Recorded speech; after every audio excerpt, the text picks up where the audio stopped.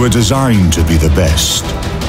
They met enemies face to face, endured tragedies and enjoyed victories.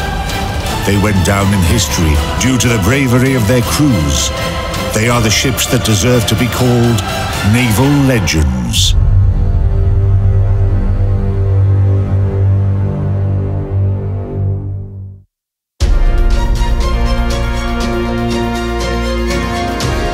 In this episode, Project 7 destroyers, legendary Soviet Sevens.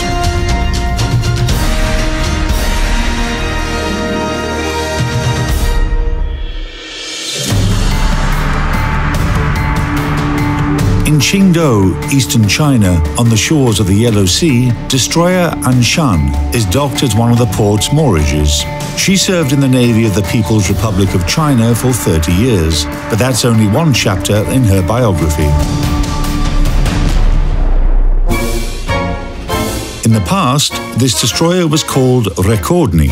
She served in the Pacific Ocean, protecting the USSR's borders, and was one of 28 Project 7 destroyers, known to naval history enthusiasts as the legendary Soviet Sevens.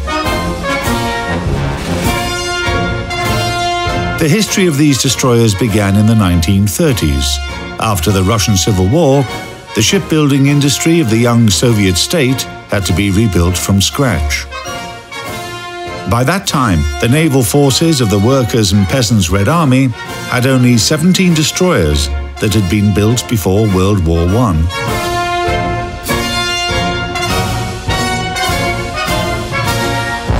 Why destroyers? There's a saying, mighty oaks from little acorns grow. A destroyer is a versatile ship. She carries artillery, lays mines, fights off enemy planes, engages enemy ships, and conducts reconnaissance. She can carry out a multitude of missions. That's why this ship was intended for the Black Sea, the Baltic Sea, and to some extent the North Sea and the Pacific Ocean. At that time, the Navy only had Noviks. Of course, they became completely obsolete, though at the time of their construction, they were the most powerful destroyers in the world. But by the 1930s, they were no match for their counterparts from the fleets of the greatest naval powers. That's why the Soviet Navy desperately needed a replacement for their destroyers. The newest Italian Maestrale-class destroyer was chosen to serve as a prototype for Project 7. Soviet engineers went to Italy, studied the blueprints, observed the ship's construction process, and in 3 years created a general arrangement for a new Soviet production destroyer. We have two main theaters of naval operations, the Black Sea and the Baltic Sea. Both are closed. This means that we don't have waves, we don't need ocean routes, and we don't need a big range of independent operations. We don't need to cross the Atlantic or Pacific Ocean between San Francisco and the Coral Sea to defeat the Japanese, for example. There were no such objectives. Everything is close, everything is near the shore. This is the reason why Italian projects were so interesting to us. They were also intended for close theaters of operations. Total displacement, 2,400 tons. Length, 369 feet. Beam, more than 33 feet. Draft, about 16 feet. Power plant, 2 main GTZA-24 turbines and 3 water tube boilers. Power, 54,000 brake horsepower. Artillery armament, 4 B-13-2S gun mounts. Caliber, 5.1 inches. Anti-aircraft armament, 2 34K anti-aircraft guns. Caliber, 3 inches. 4 70K automatic anti-aircraft guns. Caliber, 1.5 inches. 2 DSHK machine guns. Caliber, 0.5 inches. 2 coaxial Colt Browning machine guns of the same caliber. Torpedo armament, 2 triple torpedo launchers, 39U. Anti-submarine armament, 2 depth charge throwers BMB-1, 67 big and small B-1 and M-1 depth charges. Mine armament, from 60 to 95 mines. Maximum speed, 37 knots. Cruising range, 1,447 nautical miles.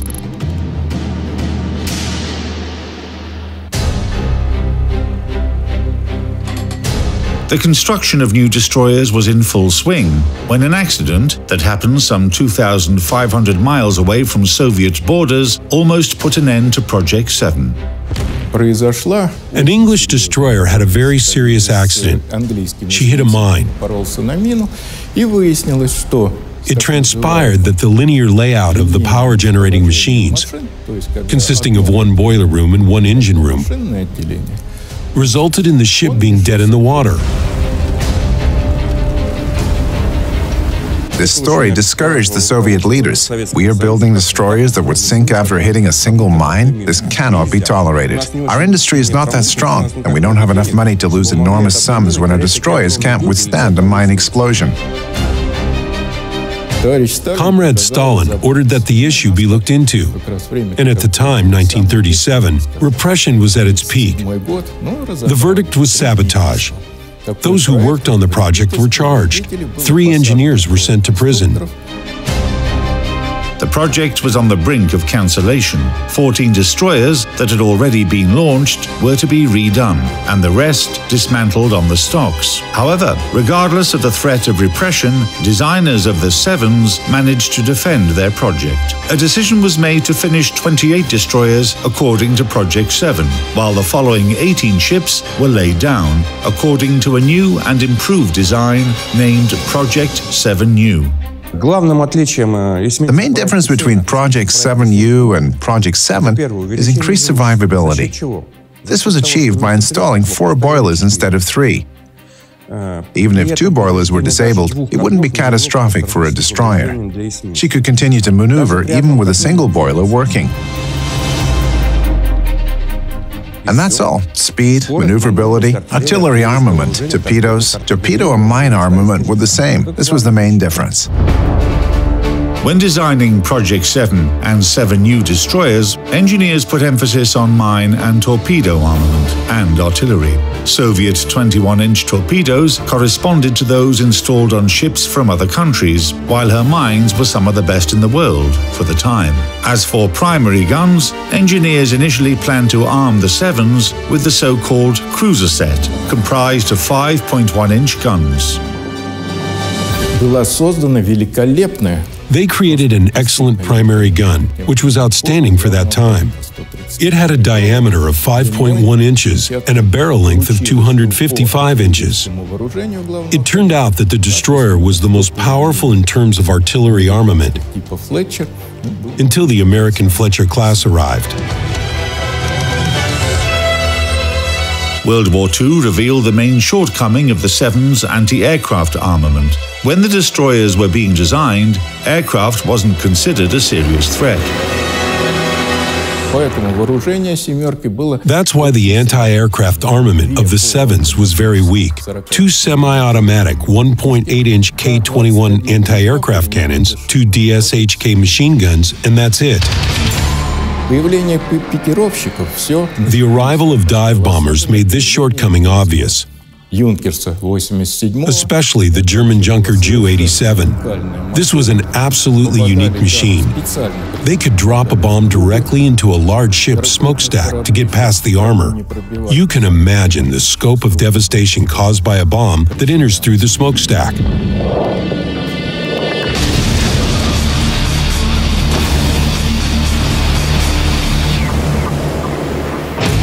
Due to the danger from above, the destroyers were augmented with a 1.5-inch anti-aircraft gun. It had one major shortcoming. After about 100 of shots, its barrel would overheat and need to be replaced, often right in the middle of a battle. However, in general, the gun brought good results in battle. After the Navy began installing this type of gun on ships, and on the Sevens in particular, their anti-aircraft armament was considerably improved, and they were now ready to protect the country's sea borders.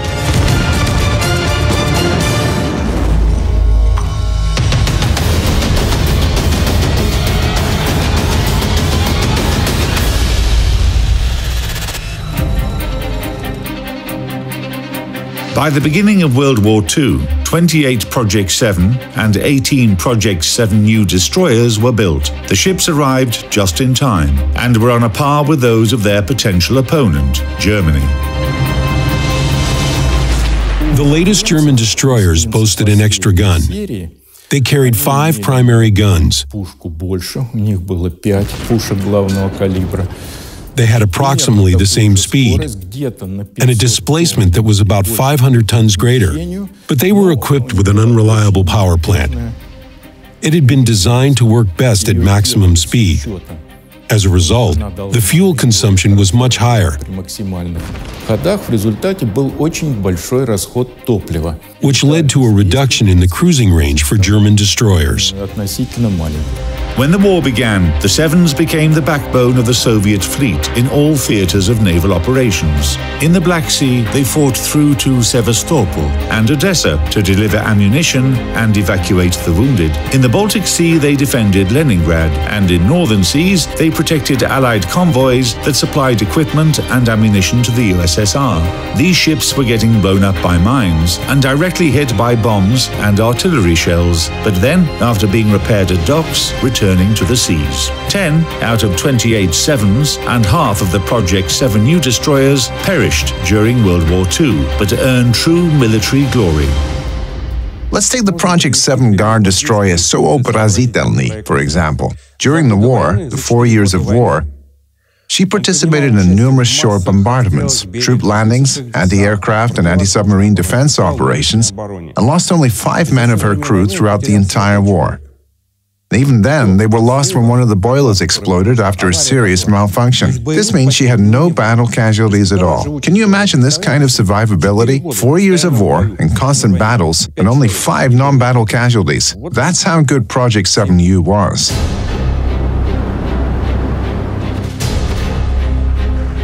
During war, it's not uncommon for a battle of local importance to become a milestone in the history of the entire war. The battle near Kaninos on September the 18th, 1942 was one of those battles. Why this routine battle? It was just another day for the Northern Fleet. Nothing out of the ordinary. But why did Kaninos go down in history? Why do people talk about it so much? The thing is, in the summer of 1942, a tragedy took place. Convoy PQ-17 was destroyed. Under these circumstances, the British government and Churchill especially were convinced that supply convoys had to be temporarily suspended because it was too dangerous to send them out. In the summer and autumn of 1942, we desperately needed every gun, every aircraft, and every liter of fuel that Allies were bringing to us. Finally, in autumn, we were able to persuade our Western allies, Britain in particular, to renew supplies and to organize Convoy PQ-18. The whole world, every military and political leader of the Soviet Union, Great Britain, and the USA were following the fate of this convoy. Will it be able to reach Soviet shores? Finally, the convoy set off.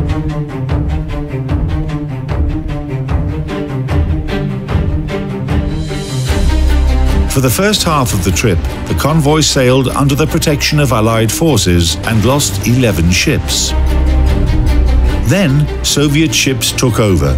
2 Project 7 destroyers, Gremyashchiy and Soviet were among them. Near Cape Kaninos, the Germans organized a powerful combined attack on the convoy with aircraft and submarines. Torpedo bombers were the first to hit the convoy. A total of 24 Heinkel HE-111 aircraft made 2 raids.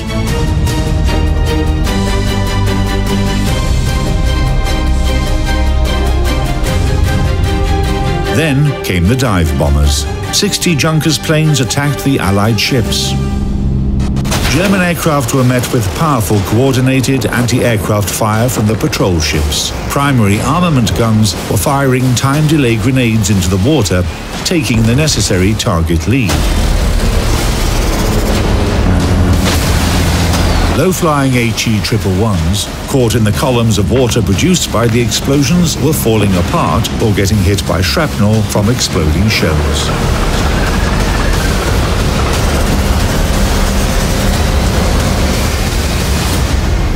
The Germans lost 15 aircraft in the battle.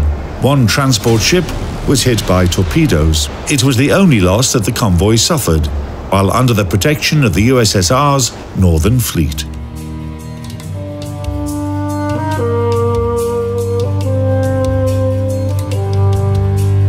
It was difficult to fight off 60 Ju-88s, several submarine attacks, and that constant howling. It's really difficult to explain now. To understand how hard it was for the sailors, you need... Firstly, it was September, cold, but at the same time hot in the heat of battle. The constant howling of aircraft, water splashes, incredible tension. Aircraft attacking from all directions, and then there are incoming torpedoes, from the air, from submarines. Approximately 2.5 hours of this unbelievable tension. It's really hard to understand how difficult it was, even on a psychological level.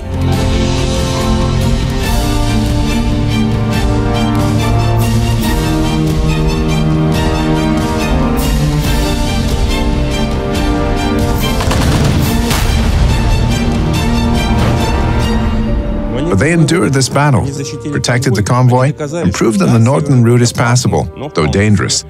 That's why Cain and Nos went down in history. This battle proved that Arctic convoys were necessary and must continue, and they were renewed.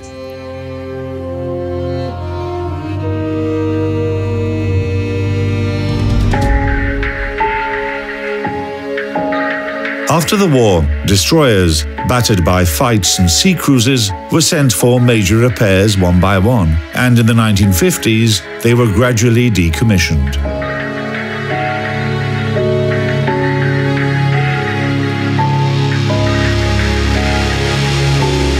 Today, only 3 of the legendary Sevens exist, those given to the People's Republic of China. Rekordny is one of these ships. All her life, she served in the Pacific Ocean. In 1952, the destroyer underwent major repairs, was modernized several times, and remained in service until the end of the 1980s. What does this tell us? Of course, she was modernized, improved. This just means that it was a good project from the very beginning. The hull framework and layout were that good that the ship could endure and serve for more than 50 years. It says a lot about the quality of the project.